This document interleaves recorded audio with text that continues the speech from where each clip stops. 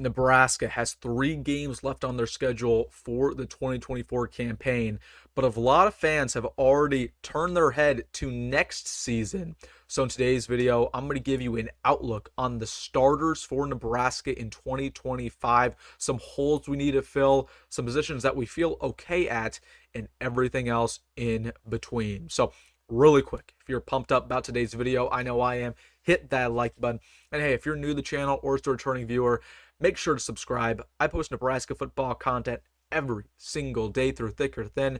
So if you're a diehard Husker fan, make sure to subscribe. You'll be thanking yourself that you did. But without further ado, let's get into it, going over my outlook for 2025, some positional holes we have, the roster in general, some guys who might transfer out, and so much more. So I want to start it off with a conversation about the quarterback room, what that's going to look like next year.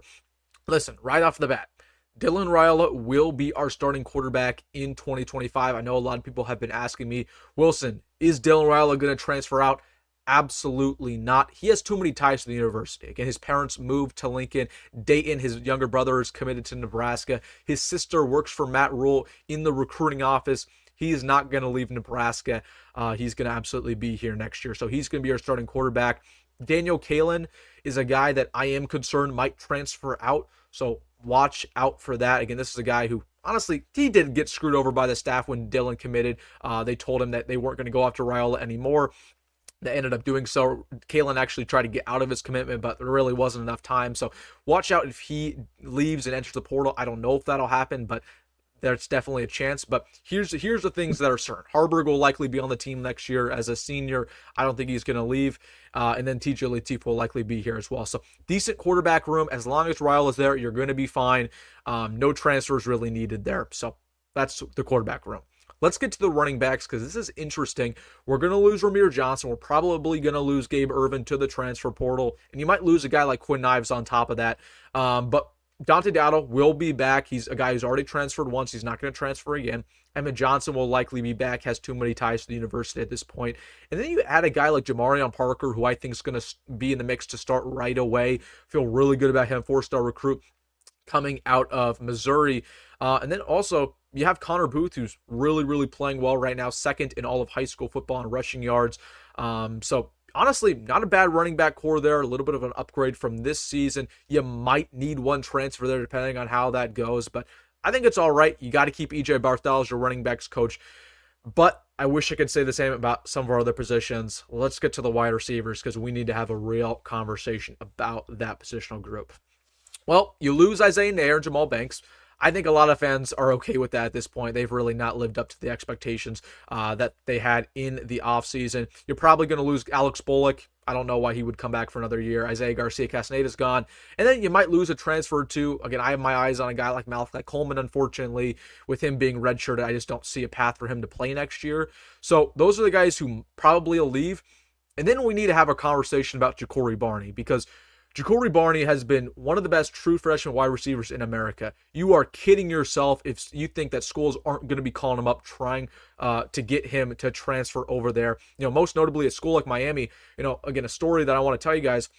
Ja'Cory Barney, the day before he committed, he was actually planning on committing to Miami until Nebraska doubled their NIL funds. He's getting paid more than any other young wide receiver on this team. So why would Ja'Cory Barney not consider Miami again with the season they're having? So we need to keep Ja'Cory Barney, whatever it is, up his NIL. That's going to be a big focal point. You cannot have this guy leave like a lot of good wide receivers have left in the past. But let's just assume Ja'Cory Barney stays. Of course, he's going to start next year. Jalen Lloyd's going to start next year. I think you're fine with those two. Janiron Bonner will probably be in the mix. We'll see if he transfers out.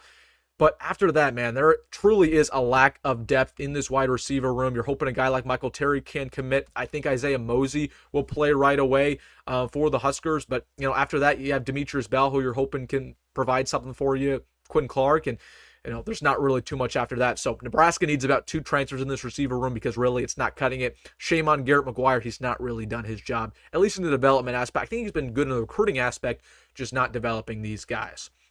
Let's get to the tight ends. Fidoni's going to be back. Meh.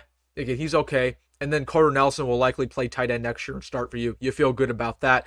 Other than those guys, Nate Borgercher probably will be back as a fifth-year senior, and then some of the younger guys like Ian Flint, Eric Ingerson maybe will get in the mix. But I really want another transfer there in that tight end room, but it's not terrible, especially with Carter Nelson going to his right position. Let's get to the offensive line because this is a hole. This is a hole for next year.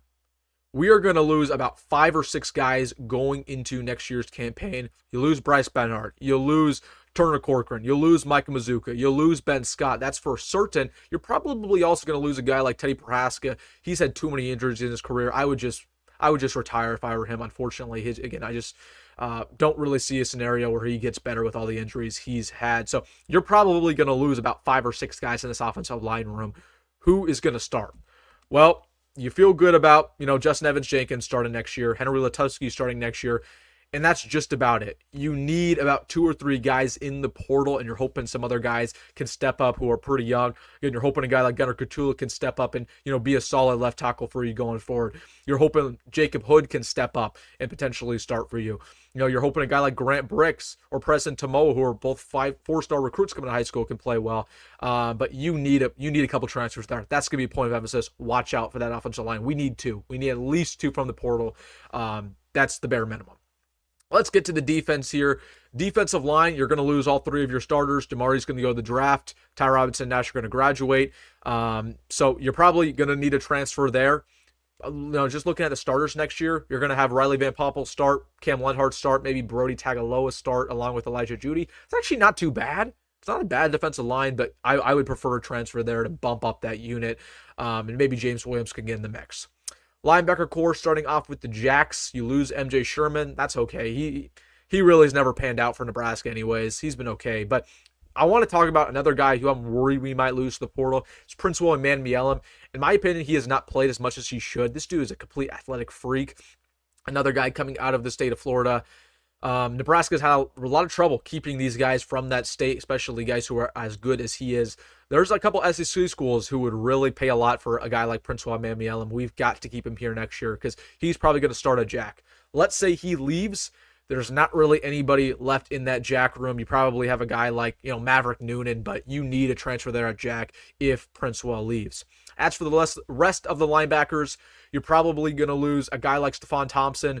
Buda Wright's gone. John Bullock's gone. Your stars next year are probably going to be Mekhi Bayer and Vincent Shavers. That's not bad, but the depth is pretty bad. So you probably need a linebacker transfer there as well. Getting into the DBs, you lose a lot. You lose Gifford. You lose Tommy Hill. You lose Deshaun Singleton. You might have Marquise Buford back. I don't know. We'll see if he decides to give it one more shot. But, honestly, you're going to need a couple transfers here. Let's see if John Butler can develop some of these younger guys. I actually like a lot of the younger freshman corners, like a Larry Tarver, like an Amari Sanders, like a Jeremiah Charles. I think they can step up along with having Sia Wright in that room, but I would prefer to have another corner transfer. And then looking at the safeties, let's say Marquise Buford comes back. Okay, cool. You have him, Malcolm Hartzog, who at that point I kind of wouldn't be too mad if he left with how he's played, but we'll see. And then you have Ramir Stewart, who I think is a young guy who has a lot of potential, but you need 2 DB transfers.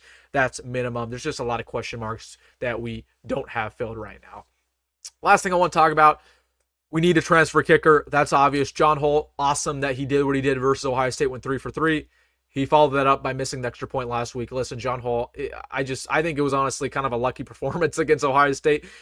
He's not a good kicker. He's not consistent. I've seen the highs. I've also seen the lows. We need a transfer kicker. We need the best kicker money can buy, period. Let's put some money into getting a really, really good quality kicker. You also might need a transfer punter. Brian Buschini is gone after this year, graduating. We do have Camden Cook, the son of Sam Cook, but if he doesn't pan out and you don't feel good about him, you need a transfer punter as well. So bottom line, there's some holes on this team that's expected. You feel good about this recruiting class, bringing in that they're going to play right away. And, guys like Jamarian Parker, Isaiah Mosey, even a guy like TJ Lateef, I feel good about. But again, you need some transfers. Not terrible next year, but wanted to give you guys an outlook for that season. So, all right, guys, let me know down below your thoughts about our lineup next year. Some positions you think are weak, some positions you think are strong. Let me know in the comment section. Hey, if you made this far in the video, make sure to hit that like button and subscribe. And as always, folks, go Big Red, go Rhule, and see you in the next one.